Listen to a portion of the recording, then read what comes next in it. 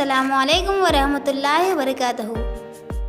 प्यारे बच्चों, आज की हमारी उर्दू क्लास में मैं आप तमाम का इस्तकबाल करती हूँ। जैसा कि हमने पिछले वीडियो में आपकी दरसी किताब का चौथा सबक नमाज को चलो के बारे में पढ़ा। चलिए अब हम आगे बढ़ते हैं। आज के इस वीडियो में हम आपकी दरसी किताब का 5वां सबक हकीम अजमल ख़ां के बारे में पढ़ेंगे। बच्चों, क्या आप जानते हैं हकीम किसे कहते हैं? हकीम यानी ऐसे डॉक्टर जो किसी मरीज़ के इलाज के लिए दवाइयों का नहीं बल्कि जड़ी बूटियों और घरेलू नुस्खों का इस्तेमाल करते हैं। तो आज हम आपको सुनाएंगे हकीम अजमल ख़ां की ज़िंदगी के बारे में। ठीक है, सबसे पहले आप अपनी दरसी किताब का सफ़ा नंबर 35 खोलिए। तो आज के हमारे सबक का नाम है हकीम अजमल ख़ां। ये लंदन का चेरिंग क्रॉस अस्पताल है। डॉक्टर सडीले बांड तलबा को एक मरीज़ के बारे में समझा रहे हैं। तलबा गौर से सुन रहे हैं। बच्चों, लंदन का एक हॉस्पिटल है जिसका नेम है चेरिंग क्रॉस और वहाँ के डॉक्टर है डॉक्टर सडीले बॉन्ड, जो तलबा को एक मरीज़ के बारे में समझा रहे थे और सारे तलबा गौर से सुन रहे थे। इतने में हिंदुस्तान से आए एक हकीम साहब जमात में दाखिल होते हैं। कौन थे वो? हकीम अजमल ख़ां। डॉक्टर बान तलबा से कह रहे थे कि इस शख्स के मर्ज़ की वजह पित्ता पर वरम है, यानी पित्ते पर सूज है। इन्होंने हकीम साहब से कहा वो भी मरीज़ का मुआयना करे। किसने कहा? डॉक्टर सडीले बॉन्ड ने। मुआयने के बाद हकीम साहब ने कहा मरीज़ की आंतों के इब्तिदाई हिस्से पर पुराना ज़ख्म है, यानी उन्होंने कहा कि मरीज़ की जो आंत है उस पर एक ज़ख्म है जो बहुत पुराना है, जिसके बाद मरीज़ इरखान जैसे तकलीफ़दा मर्ज़ में मुब्तला है। इरखान यानी पीलक। तो इसकी वजह से क्या हो गया? मरीज़ इरखान में मुब्तला हो गया। जबकि डॉक्टर बॉन्ड ने कहा कि पित्ते पर सूज आ गई और हकीम साहब ने कहा कि वो आंत पर एक पुराना ज़ख्म है जिसकी वजह से मरीज़ इरखान का सबब हो गया। डॉक्टर बॉन्ड ने कहा कल इस मरीज़ का ऑपरेशन होगा, आप ज़रूर आइए। किससे कहा? हकीम साहब से। फिर हंसकर बोले ये तिब यूनानी और अंग्रेज़ी तिब का इम्तिहान है, यानी कल यूनानी तिब यानी जड़ी बूटियों का और दवाइयों का दोनों का इम्तिहान हो रहा है। यूनानी तिब यानी कि जड़ी बूटियों का या फिर घरेलू नुस्खों का, और अंग्रेज़ी तिब यानी कि टैबलेट्स गोलियों वगैरह का, ऑपरेशन वगैरह जो भी रहता है वो रहता है अंग्रेज़ी तिब। तो इन दोनों का इम्तिहान है, देखते हैं किसका तरीक़ा काम आएगा। तो बच्चों, दूसरे रोज़ ऑपरेशन करने पर हकीम साहब की तशख़ीस सही निकली। जब दूसरे दिन ऑपरेशन हुआ उस मरीज़ का, तो जो हकीम साहब ने कहा था वो बात सही निकली। हकीम साहब ने क्या कहा था कि मरीज़ के आंत पर एक पुराना ज़ख्म है, वो बात सही निकली। डॉक्टर बॉन्ड हकीम साहब के इल्म से बहुत मुतासिर हुए। जो डॉक्टर बॉन्ड थे लंदन के, वो हकीम साहब से बहुत मुतासिर हो गए और उन्हें मुबारकबाद दी। डॉक्टर बॉन्ड ने कहा आपकी तशख़ीस के आगे हमारे जदीद आलात हीच है, यानी आपकी जो बात सही निकली उसके आगे हमारे जो ये जदीद आलात थे वो सब कम हो गए। बच्चों, ये थे हकीम अजमल ख़ां, यूनानी तिब के आबरू और कौमी सतह के सियासी रहनुमा। यानी ये एक यूनानी तिब और कौन थे? सियासतदान भी थे, यानी सियासी रहनुमा भी थे। तिब्बे यूनानी में इन्हें इतनी महारत हासिल थी कि बरतानिया और फ्रांस जैसे तरक्की याफ्ता ममालिक ने इनके इल्म व हुनर को सराहा। यानी वो इतने अच्छे से पहचान लेते थे कि मरीज़ की बीमारी को बड़े बड़े मुल्क जैसे बरतानिया और फ्रांस के मुल्क वाले भी इनके इल्म से बहुत मुतासिर थे। हकीम साहब ने तिब्बे यूनानी को तरक्की के लिए तहक़ीक़ को अहमियत दी। यानी उन्होंने किसको अहमियत दी? तहक़ीक़ को, यानी सर्च को, किसी चीज़ को तहक़ीक़ करना यानी ढूंढना। इन्होंने अपने खुफिया ख़ानदानी नुस्खे शाये कर दिए, यानी उनके ख़ानदान में जो उनके दादा वालिद जो भी नुस्खे बनाए थे वो सब शाये कर दिए। क्यों? क्योंकि उन्हें और नफ़ा बख्श बना सके अवाम के लिए, ताकि उन पर मज़ीद काम करके उन्हें अवाम के लिए नफ़ा बख्श बनाया जा सके। वो गरीबों के मसीहा और हर दिन अजीज़ शख्सियत थे। कौन? हकीम अजमल ख़ां। بہت ہی رحم دل یعنی مسیحا اور ہر دل عزیز شخصیت تھے، بہت اچھے انسان تھے۔ انہوں نے کئی ممالک کا دورہ کیا۔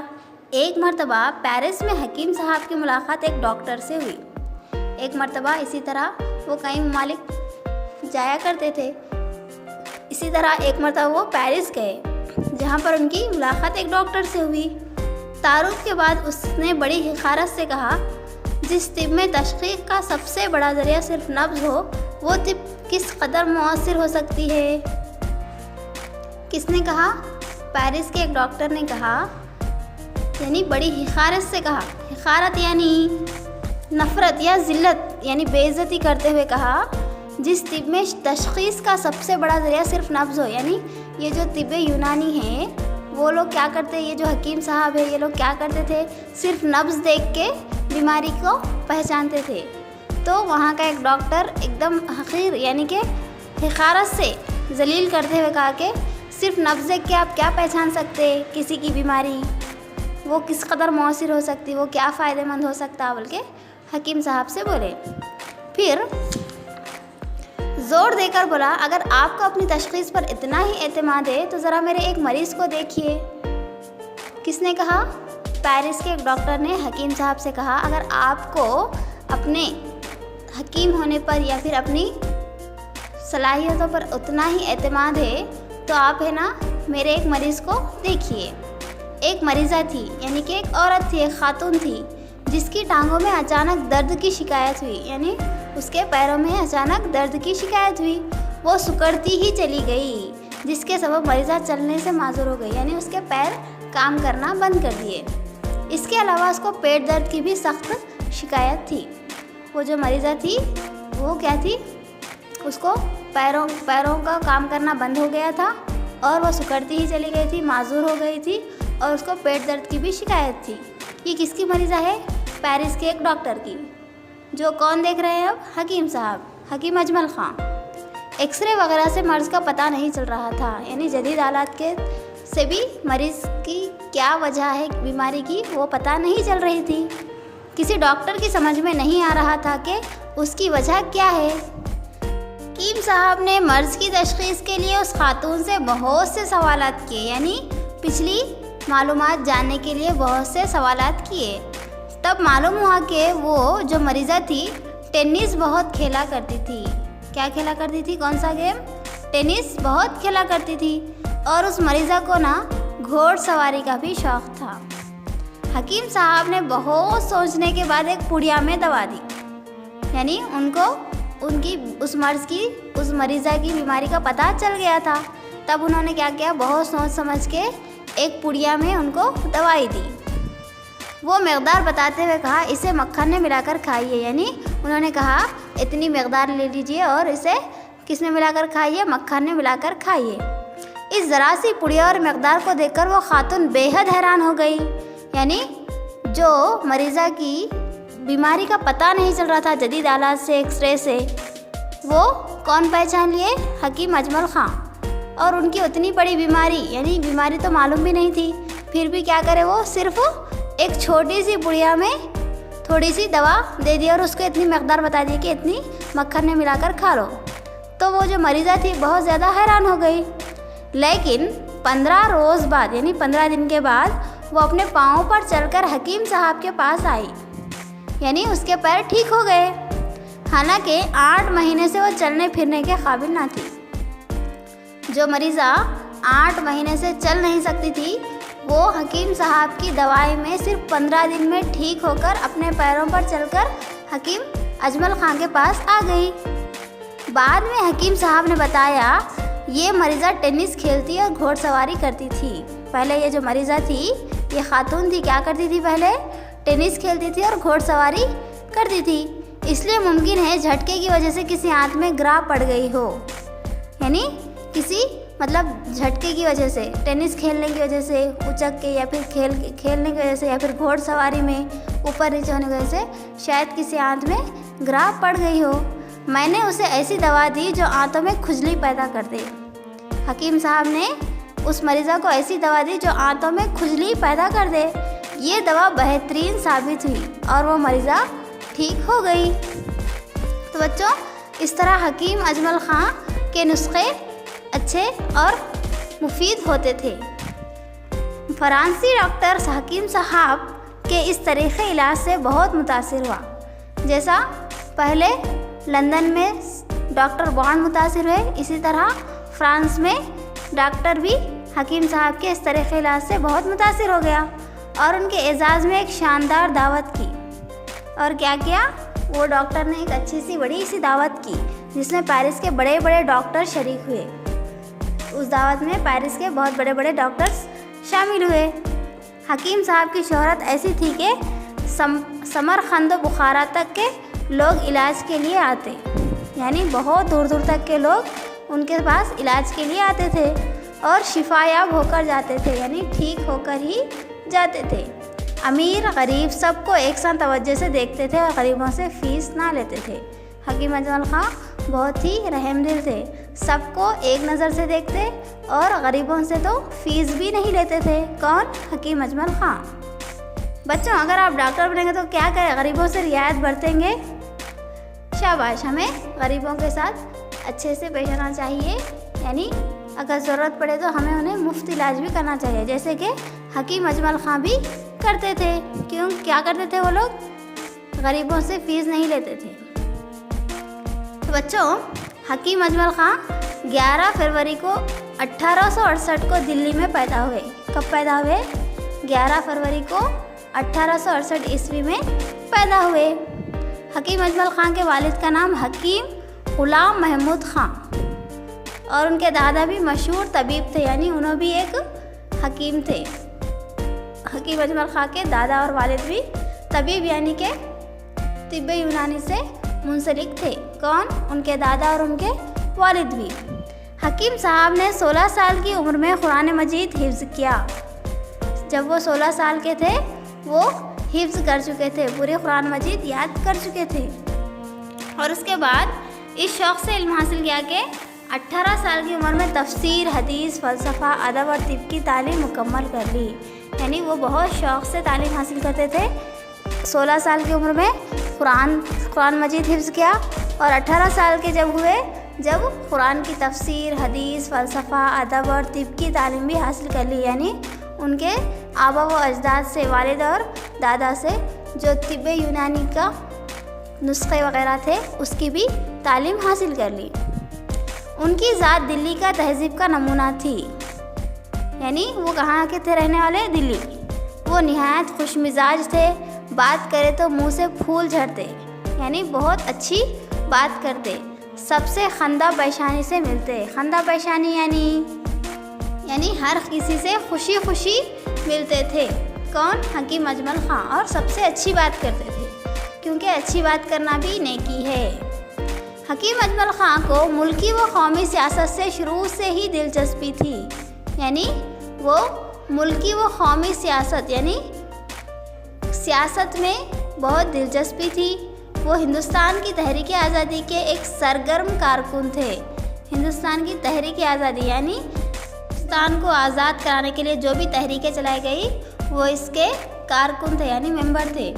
حکیم صاحب کانگریس اور مسلم لیگ دونوں پلیٹ فارم پر موجود رہتے، یعنی وہ ہمیشہ ملک کی ترقی کے لیے کچھ نہ کچھ کرتے رہتے تھے۔ 1921 میں احمد آباد اجلاس میں وہ انڈین نیشنل کانگریس کے صدر منتخب کیے گئے۔ کب؟ 1921 میں احمد آباد اجلاس میں انڈین نیشنل کانگریس کے صدر بنائے گئے۔ کون؟ حکیم اجمل خان۔ حکیم صاحب 5ویں مسلم رہنما تھے جو کانگریس کے صدارت کے منصب پر فائز تھے، یعنی یہ 5ویں مسلم رہنما تھے۔ ان سے پہلے 4 لوگ آلریڈی تھے اور یہ 5ویں تھے جو کانگریس کی صدارت کے منصب پر فائز تھے۔ ان کا نام بڑی بڑی قومی تحریکوں میں گونجنے لگا، یعنی وہ بہت زیادہ مشہور ہونے لگے۔ حکیم اجمل خان تاریخ کے وہ واحد شخص تھے جو 3 بڑی قومی تنظیموں کے صدر تھے۔ کون؟ حکیم اجمل خان تاریخ کے وہ واحد شخص تھے جو 3 بڑی قومی تنظیموں کے صدر تھے، یعنی 3 قومی تنظیموں کے صدر رہ چکے۔ کون سے؟ انڈین نیشنل کانگریس، مسلم لیگ، آل انڈیا خلافت کمیٹی، یہ 3 تنظیموں کے وہ صدر رہ چکے تھے۔ کون؟ حکیم اجمل خان، جو بڑی تنظیمیں تھیں۔ قومی سیاست میں وہ سب سے مؤثر کردار رکھتے تھے، یعنی جہاں بھی جاتے اور مؤثر کردار نبھاتے تھے، یعنی اثر انداز، سب کو مؤثر کرتے تھے، سب ان سے متاثر ہو جاتے تھے۔ برطانوی حکومت نے ہندوستان میں دیسی طب پر غیر سائنٹیفک ہونے کا الزام لگایا۔ برطانوی جو حکومت ہے وہاں کے لوگوں نے ہندوستان میں دیسی طب پر غیر سائنٹیفک ہونے کا الزام لگا دیا، یعنی غیر سائنٹیفک ہونے کا وہاں کے لوگ الزام لگا دیے، کس پر؟ ہندوستان پر، اور اس پر پابندی لگانے کے بارے میں سوچا۔ اور کون؟ برطانوی لوگ نے پابندی لگانے کے بارے میں سوچا۔ اس وقت طب یونانی کی بقا اور اس کا پورا وجود خطرے میں پڑ گیا تھا، یعنی برطانوی لوگ کیا کر رہے تھے؟ طب یونانی کو ختم کر دینے کی یا مٹا دینے کی کوشش کرنے لگے۔ تب طب یونانی کی بقا یعنی باقی رہنا یا پھر اس کا وجود خطرے میں پڑ گیا تھا۔ حکیم اجمل خان نے اس نازک وقت میں دیسی طب کے دفاع کے لیے مجاہدانہ کام کیا، یعنی اس کو بچانے کے لیے بہت سے کام کیے۔ انہوں نے حکیموں اور ویدوں کے درمیان اتحاد قائم کرتے ہوئے 1906 میں آل انڈیا ویدک اینڈ یونانی طبی کانفرنس کی بنیاد رکھی۔ جب یونانی بقا مشکل میں پڑ گئی تھی، اس کا وجود خطرے میں پڑ گیا تھا، تب حکیم صاحب نے کیا کیا؟ تمام حکیموں اور ویدوں کے درمیان اتحاد قائم کیا، یعنی سب کو مل جل کر رہنے کے لیے کہا، اور ایک تنظیم بنائی۔ کون سی تنظیم؟ آل انڈیا ویدک اینڈ یونانی طبی کانفرنس کی بنیاد رکھی، ایک تنظیم بنائی جس کا نام ہے آل انڈیا ویدک اینڈ یونانی طبی کانفرنس۔ ملک کے اطباء کو ایک مرکز پر جمع کر کے دیسی طب کی بقا و تحفظ کے لیے جدوجہد شروع کی، یعنی جتنے بھی طب تھے، یعنی جتنے بھی حکیم تھے، سب کو جمع کر کے کیا کرے؟ اس کی بقا کے لیے، تحفظ کے لیے جدوجہد کرنا شروع کر دیے۔ کس کی؟ یونانی طب کی بقا کے لیے۔ دیسی طب کے خلاف ہونے والی سازشوں کو ناکام بنایا، جو بھی یونانی طب کے خلاف تھے ان سب کو ناکام کر دیا۔ یہ ان کا سب سے بڑا کارنامہ تھا، اور یہی ان کا سب سے بڑا کارنامہ تھا۔ آج جو بھی یونانی طب باقی ہے وہ سب کس کی وجہ سے ہے؟ حکیم اجمل خان کی وجہ سے۔ ان کی بیلوس کوششوں کی وجہ سے طب یونانی ہمارے درمیان زندہ شکل میں موجود ہے، یعنی آج بھی طب یونانی موجود ہے۔ کس کی وجہ سے؟ حکیم اجمل خان کی وجہ سے، ان کی کوششوں کی وجہ سے۔ طب یونانی کی تحقیق کا جو جذبہ حکیم صاحب کے اندر تھا، اس نے طب یونانی کی اہمیت کو دنیا کے سامنے منوایا، یعنی ان کے اندر جو طب یونانی کا جو بھی جذبہ تھا، آج انہی کی وجہ سے طب یونانی بہت زیادہ مشہور ہے۔ حکیم اجمل خان طب یونانی کی ترقی کے لیے تحقیق کو لازمی سمجھتے تھے، یعنی سرچ کو، یعنی کسی چیز کو کھوجنا، تلاش کرنے کو ہی سب سے پہلے لازمی سمجھتے تھے، اور اسے سائنسی خطوط پر آگے بڑھانے کے خواہش مند تھے۔ انہیں اس بات کا شدت سے احساس تھا کہ تحقیق کے بغیر طب یونانی کا کوئی مستقبل نہیں۔ جیسے سائنس میں تحقیق ہوتی ہے، اسی طرح طب یونانی میں بھی تحقیق کرتے تھے۔ چنانچہ 1906 میں انہوں نے طبی کانفرنس میں کہا، ہمارے تجربات کی یہ حالت ہے کہ جس کے پاس نسخہ ہوتا ہے وہ اسے جان سے زیادہ عزیز رکھتا ہے اور اسے اپنے ساتھ خبر میں لے جاتا ہے۔ اس طرح ہماری طب کا بہت سا حصہ ضائع ہو چکا ہے۔ اگر ہم اسی روش پر چلتے رہے تو سمجھ لیجئے بقیہ حصہ بھی ہمارے ہاتھوں سے نکل جائے گا۔ یعنی کچھ لوگ ایسے رہتے تھے، کچھ حکیم ایسے رہتے تھے جن کو بہت اچھے اچھے نسخے معلوم رہتے تھے، لیکن پھر بھی وہ لوگوں کے سامنے نہیں لاتے تھے عوام کی ترقی کے لیے۔ مطلب وہ صرف ان کو معلوم رہتا تھا، انہی کو معلوم رہتا تھا۔ جب ان کا انتقال ہو جاتا تو وہ یونانی طب یعنی وہ نسخوں کے بارے میں کسی کو پتہ نہیں چلتا تھا۔ اسی لیے حکیم صاحب نے کیا کہا، ہمارے تجربات کی یہ حالت ہے کہ جس کے پاس نسخہ ہوتا ہے وہ اسے جان سے زیادہ عزیز رکھتا ہے، یعنی کسی سے نہیں بولتے، چھپا کے رکھتے تھے اور اسے اپنے ساتھ خبر میں لے جاتا۔ کیا کرتے؟ اگر آپ مر گئے تو، یعنی انتقال ہو گیا تو اپنے ساتھ لے کے چلے جاتے تھے، یعنی کسی سے شیئر نہیں کرتے تھے۔ اگر وہ کسی سے شیئر کر لے تو وہ کسی کے لیے فائدہ مند ہو سکتے، مفید ہو سکتے تھے۔ اس طرح اگر ہم کریں گے تو ایک دن طب یونانی باقی نہیں رہ سکتا، پورا کا پورا ختم ہو جاتا۔ کس نے کہا؟ حکیم اجمل خان نے۔ حکیم صاحب اردو اور فارسی کے بڑے شاعر ہیں، یعنی یہ حکیم ہونے کے ساتھ ساتھ شاعر بھی تھے، اردو زبان کے اور فارسی زبان کے۔ دیوان شیدا کے نام سے آپ کا شعری مجموعہ مشہور ہے۔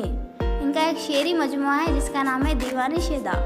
سیاسی، سماجی اور اصلاحی خدمات کے علاوہ آپ کی تعلیمی خدمات میں بہت زیادہ ہے، تعلیمی خدمات بھی بہت زیادہ ہے، یعنی سیاسی کام بھی انجام دیے، سماجی کام بھی انجام دیے اور اصلاحی خدمات بھی کرے، اس کے ساتھ ساتھ تعلیمی خدمات بھی انجام دیے۔ آپ نے کئی بڑے تعلیمی ادارے قائم کیے۔ کون؟ حکیم اجمل خان کئی بڑے تعلیمی ادارے قائم کیے، جن میں جامعہ ملیہ اسلامیہ دہلی کا نام سر فہرست ہے۔ یہ دہلی میں ایک جامعہ ملیہ اسلامیہ کیا ہے؟ یہ ایک کالج ہے یا پھر انسٹیٹیوٹ ہے جو دہلی میں ہے، جو بہت زیادہ مشہور ہے۔ حکیم صاحب کا نام طب یونانی میں سنہرے حروفوں سے لکھے جانے کے لائق ہے، یعنی یہ طب یونانی کے بہت بڑے طبیب ہے، یعنی کیا ہے؟ حکیم ہے، اس لیے ان کا نام سنہرے حروفوں میں لکھے جانے کے قابل ہے۔ ہندو پاک میں حکیم اجمل خان کے نام سے بہت سے دواخانے، ہند پاک میں یعنی ہمارے ہندوستان میں حکیم اجمل خان کے نام سے بہت سے دواخانے موجود ہیں، جیسے کہ طبیہ کالج اور نرسنگ کالج قائم کرے۔ کون؟ حکیم اجمل خان۔ تو بچوں، اسی طرح ہمیں مستقبل کو مد نظر رکھتے ہوئے دور اندیشی، محنت و لگن سے کام کرنا چاہیے تاکہ ہماری کوشش قوم و ملت کی رہنمائی کا باعث بن سکے۔ یعنی اگر ہمیں کسی نسخے کے بارے میں معلوم ہو تو وہ صرف ہمارے اندر راز کی طرح نہ رکھے بلکہ لوگوں کے سامنے لا سکے تاکہ وہ عوام کے لیے فائدہ بخش ثابت ہو۔ تو یہ تھی حکیم اجمل خان کی زندگی کے بارے میں کچھ باتیں۔ حکیم اجمل خان ایک بہت ہی مشہور حکیم تھے، طبیب تھے۔ ان کے دادا اور ان کے والد بھی مشہور طبیب تھے۔ یہ اپنی پوری زندگی ملک اور عوام کی خدمت کے لیے گزار دیے۔